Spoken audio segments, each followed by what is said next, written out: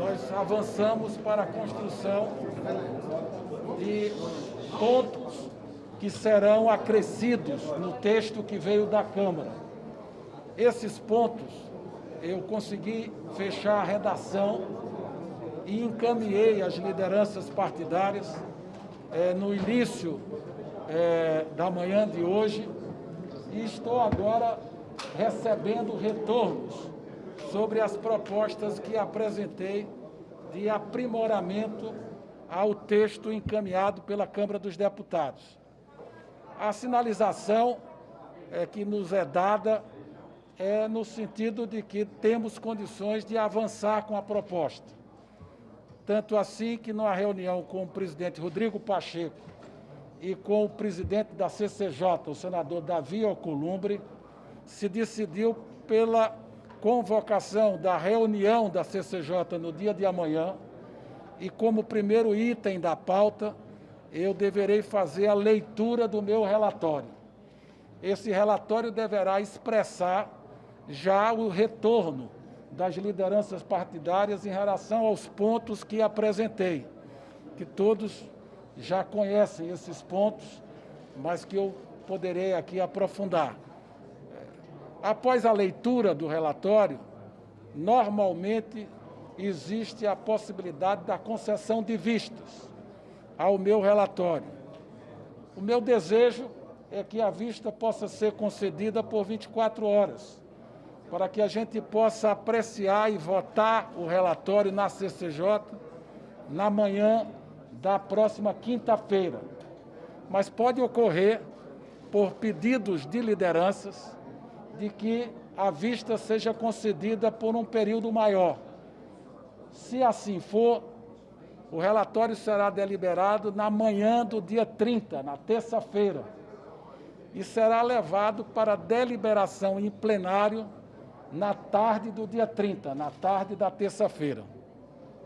Essas eram as informações que eu apresento de forma inicial e me coloco agora à disposição para responder eventuais indagações. Bom, então nós apresentamos aos líderes 6 pontos, né? O primeiro deles é em relação à natureza permanente do programa Auxílio Brasil, inclusive com o valor que está definido na proposta da Câmara como um valor transitório de R$ 400, e que nós estamos apresentando uma proposta para que o programa possa ter essa natureza permanente. Então, esse é o primeiro ponto. O segundo ponto é no sentido da vinculação de todo o espaço fiscal a ser aberto a despesas pré-determinadas, que essa foi uma manifestação de muitos senadores, no sentido de que o espaço fiscal esteja vinculado ao Auxílio Brasil, em primeiro lugar, e vinculado às despesas que estão relacionadas ao valor do salário mínimo, que são as despesas previdenciárias, os benefícios de prestação continuada, os mínimos constitucionais para a saúde e educação, as transferências para os demais poderes, como o Poder Judiciário, Ministério Público Federal, Defensoria Pública, entre outras despesas, incluindo a despesa para financiar o programa de desoneração das folhas dos 17 setores. Então, tem uma demanda que é vincular o uso do espaço fiscal que será aberto. Essa seria o segundo item. O terceiro item é em relação a uma proposta de auditoria dos precatórios. É importante que se diga que não se quer questionar decisões judiciais. O que se quer é fazer uma avaliação sobre a gestão dos precatórios. A proposta é a criação de uma comissão mista do Congresso Nacional, Câmara e Senado, em cooperação com o CNJ, para que, num prazo de 12 meses após a promulgação da PEC, a gente possa ter contribuições para melhor organizar e administrar a despesa com precatório. Essa despesa, ela tem crescido muito nos últimos anos. Quando da instituição do teto do gasto público, em 2017, esta despesa, que era de 18, 19 bilhões, ela, este ano, já alcança 56 bilhões. No próximo ano, 89 bilhões.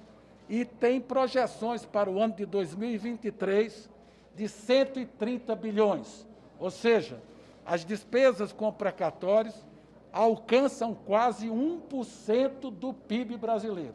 Então, é preciso que haja um aprofundamento sobre a natureza dessas despesas, a forma da sua constituição e também a melhor gestão sobre a despesa de precatório. Então, esses são os 3 pontos. O 4º ponto é em relação à preocupação de como serão utilizados os recursos provenientes dos precatórios de Fundef, cujos credores são estados e municípios brasileiros.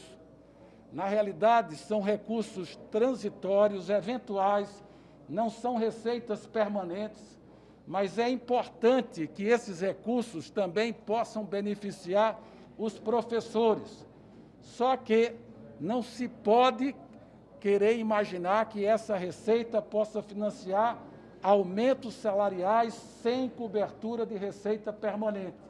Por isso que a proposta é garantir o acesso aos professores dos recursos extraordinários dos precatórios do Fundef, mas definindo o seu pagamento através de abono salarial e não de reajuste salarial. Isso é importante para manter o equilíbrio das contas das previdências estaduais e municipais. O 5º ponto é em relação ao compromisso de desembolso do pagamento do Fundef. Na realidade, pela legislação presente, inclusive com a proposta que veio da Câmara, o Fundef será pago em 3 parcelas anuais, 40%, 30% e 30%. Mas não se definiu o fluxo de desembolso durante cada ano. Existe, portanto, uma certa insegurança por parte dos governadores que essa decisão do pagamento dos precatórios possa se dar de forma discricionária, ou seja, que o governo federal opte por pagar os precatórios apenas ao final do ano de 22. Então, se quer uma programação que seja proporcional ao transcorrer do ano próximo. Então, estamos enfrentando também essa questão. E, por último, a 6ª inovação, que é muito mais uma questão redacional, nós estamos tratando como ajuste redacional em relação à utilização de precatórios e direitos creditórios de terceiros, que não ficou claro na redação que veio da Câmara. Então, são essas 6 alterações. Quero dizer que, ao longo do dia, recebi outras sugestões de outros senadores. Nós estamos em diálogo permanente com as lideranças e com os senadores, tenho me colocado à disposição e, dentro da análise que o governo está fazendo, podendo atender novas demandas, nós assim faremos, porque queremos construir um texto o mais amplo possível. Mas é evidente que o governo tem também as suas limitações para avançar. O governo não quer discutir a questão do subteto para os precatórios e o governo também entende que é fundamental fazer a sincronização das despesas obrigatórias que se dá em dezembro com a correção do teto do gasto público que se dá em junho. A proposta, portanto, é fazer todas as correções no mês de dezembro. Portanto, estamos acreditando de que temos encontrado compreensão entre os senadores e amanhã à tarde, às 15 horas, estarei reunido com a bancada do PSD, após a leitura do meu relatório na CCJ, para poder aprofundar ainda mais esse debate.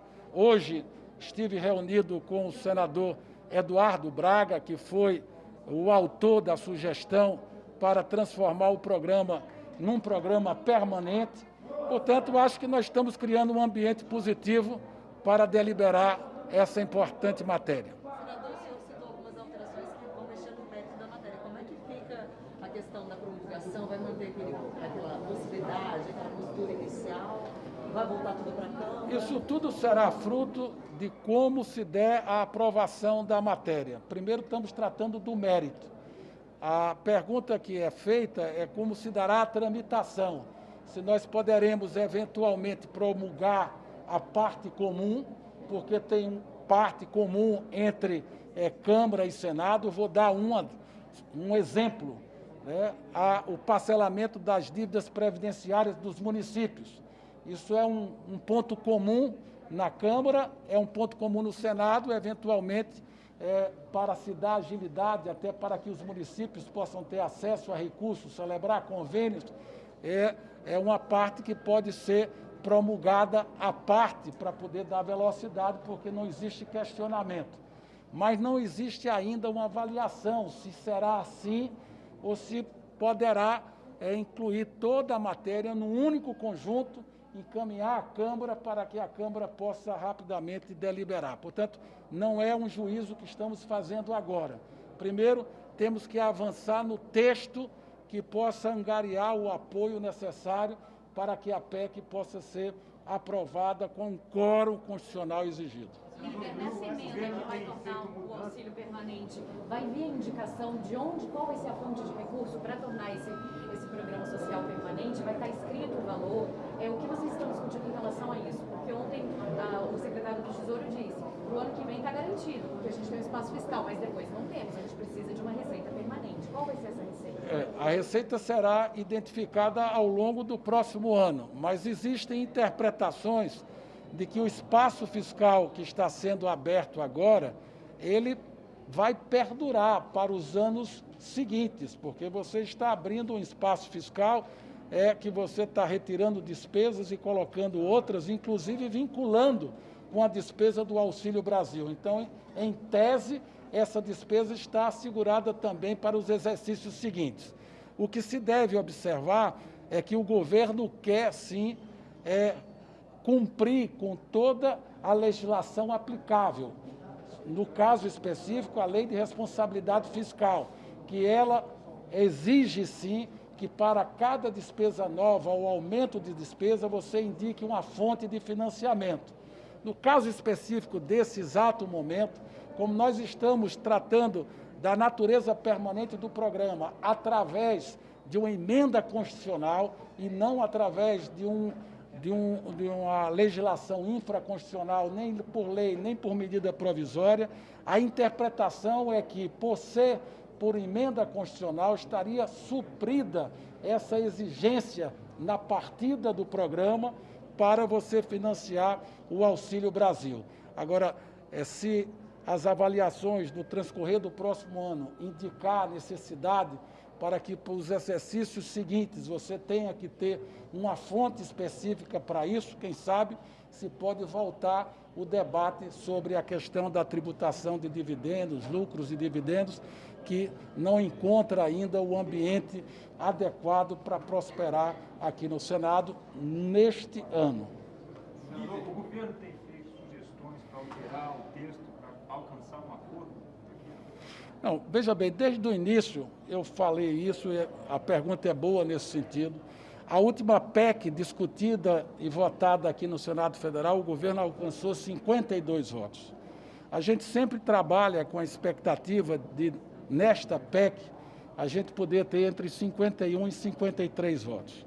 É evidente que essa é uma maioria mínima, próxima ao mínimo exigido, que é 49.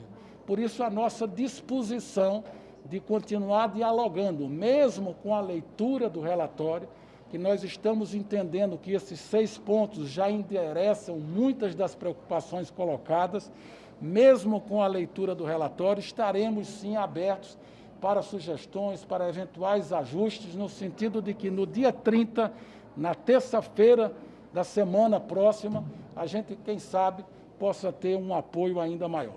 Agora, gente, só mais uma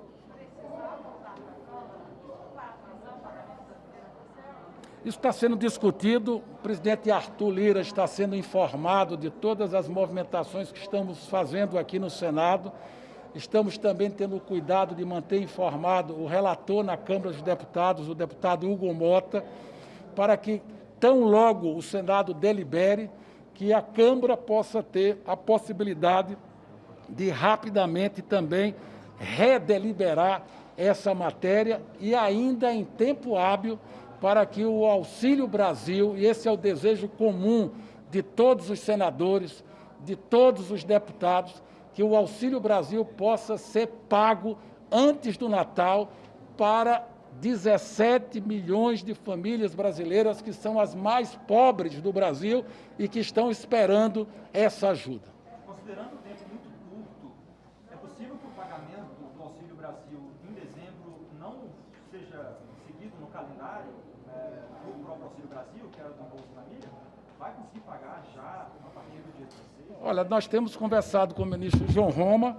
É evidente que o ideal é que a gente delibere o quanto antes, mas eu acho que a equipe do Ministério da Cidadania, a equipe da Caixa Econômica Federal, tem surpreendido em relação ao atendimento desses cronogramas. Assim foi no auxílio emergencial e assim será no Auxílio Brasil. Obrigada. A possibilidade de se alterar a questão da metodologia do teto de gastos, por quê?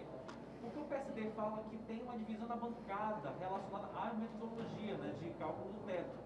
O governo pode mexer nessa questão ela não será mexida independentemente de... Eu me reservo a responder sua pergunta amanhã, depois do encontro que eu vou ter com a bancada do PSD. O que eu posso dizer é que o diálogo tem fluído de forma muito positiva com os senadores do PSD. Líder, quando o senhor falou que se não ficar entendido que o espaço fiscal vai cobrir essa fonte permanente, vocês podem voltar ao debate, e falou da questão dos dividendos, vocês já estão atrelando ao projeto do imposto de renda que está parado, e se ele passar, quando ele passar, e o que vier de lá, poderia cobrir? Sim, isso? claro. É um candidato natural a ser a fonte para esse programa, é a legislação do imposto de renda. Na realidade, a Câmara deliberou por uma grande maioria, e a gente está trabalhando para deliberar ainda esse ano o imposto de renda. É um compromisso do governo fazer essa matéria avançar. Estamos encontrando resistência, porque o relator, o senador Ângelo Coronel, não se sente seguro de apresentar um texto, porque entende que a Câmara poderá voltar com o texto aprovado lá. Então, nós estamos tentando vencer essas desconfianças para encontrar o clima necessário para deliberar sobre isso. Se não for esse ano, certamente no próximo ano nós teremos tempo, antes das eleições, de poder aprofundar a matéria, e este é um candidato natural a ser a fonte para esse programa.